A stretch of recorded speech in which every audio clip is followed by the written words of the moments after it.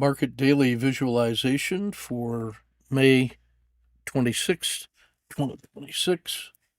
Daily bars on SPY. Adjust the daily. Adjust the high of the day. Adjust the low of the day. That creates the new yellow zone. Adjust the 10-day high. Up to a new high close high today. Adjust price to here.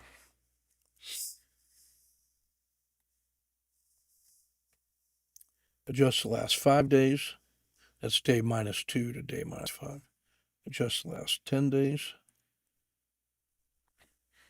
Adjust 10-day low. Adjust research options. The 30-day PSR, that's the 10-day. Adjust the RL, the SMA 30, still right on track. Adjust the 30-day regression line, 10-day regression line. Adjust the daily index price. Adjust the 150-day price. Adjust the 30-day.